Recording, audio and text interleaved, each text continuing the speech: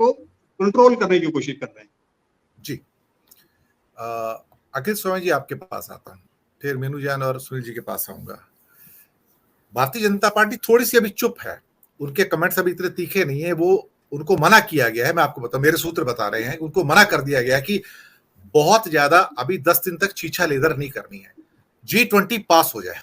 क्योंकि हम नहीं चाहते कि ये सारा पॉलिटिकल जो एक्रीमोनी है आपस में और सारी जो क्या कहते हैं कि बदतमीजियां हैं वो उन लोगों के सामने हो। पुतिन तो वैसे ही नहीं आ रहे हैं, और आज ब्रेकिंग न्यूज था, मैंने पहले भी एक्चुअली 3-4 दिन पहले लिखा था कि शायद जीपिंग नहीं आ रहे हैं, लेकिन इसका लब्बो लुआब यहां से समझ आता है, Putin is going to China to meet Jinping sir, है ना, है बात। पुतिन इंडिया नहीं आते हैं, जीपिंग का इंडिया आना मुश्किल है, और पुतिन प्रोग्राम बना रहे हैं चाइना का, वो कंफर्म हो गया सर वो कि he is going to meet Jinping there. तो आप सोचिए राजनीति में क्या क्या होता है। लेकिन बीजेपी अभी 10 दिन चुप रहेगी, वो नहीं चाहते कि उनकी बदतमीजियां या बाकी जो लड़ाई झगड़ा बाहर आए इन 10 दिनों में और उनकी छीछा लेदर और हो जाए, और अडानी का मसला और सामने निकल के आया है तो उसके द्वारा और बदनामी होने की उम्मीद हो सकती है। तो BJP is likely to keep a low profile, जो उनका बेलिजरेंस होता है उसके मुकाबले वो थोड़ा लो प्रोफाइल रखेंगे जब तक 11 तारीख तक सब डेलीगेट्स वापस नहीं चले जाते। 10 को खत्म होगा शायद और 11 को वापस चले जाएंगे। लेकिन इंडिया के गठबंधन पर आपकी इस परिप्रेक्ष्य में टिप्पणी अखिल स्वामी जी। देखिए दिनेश जी, मैं वास्तविकता में इसका कोई विश्लेषण नहीं करता कि अपोजिशन को क्या करना चाहिए, शरद पवार को क्या करना चाहिए, राहुल गांधी को क्या करना चाहिए। मैं विश्लेषण ये करता हूं कि मुझे क्या करना चाहिए और मेरे जैसे लोग कर क्या रहे हैं देश में। मैंने ये पाया कि 2014-19 में 100 लोग अगर एक प्रकार से मंत्रमुग्ध हो गए थे एनडीए की तरफ और मोदी जी की तरफ, उसमें से 70% लोग आज ये महसूस कर रहे हैं कि देश को एक मजबूत प्रधानमंत्री चाहिए। आज के तारीख में मुझे ये महसूस हो रहा है, क्योंकि मैं कुछ भी हो, कितना भी मतभिन्नता हो, मैंने मोदी जी क्योंकि हमारे देश के प्रधानमंत्री हैं, तो मुझे ये कभी अच्छा नहीं लगा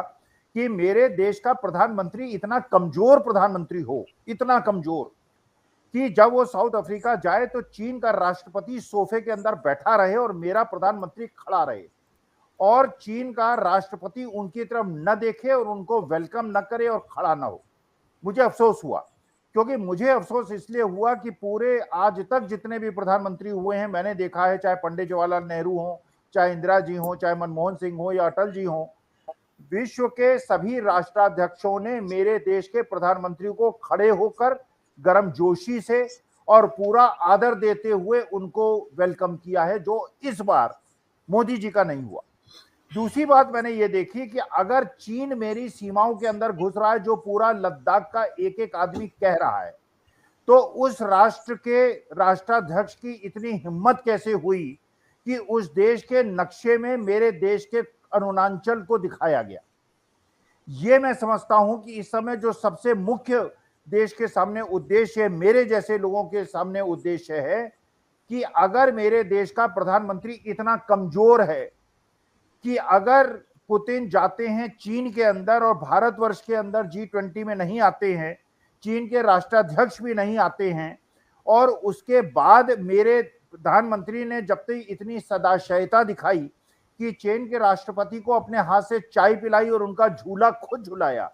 जब इतनी सदाशयता मेरे देश के प्रधानमंत्री ने उस आदमी को दिखाई जो ये डिजर्व नहीं करता था, जब मेरे देश के प्रधानमंत्री ने इतनी सदाशयता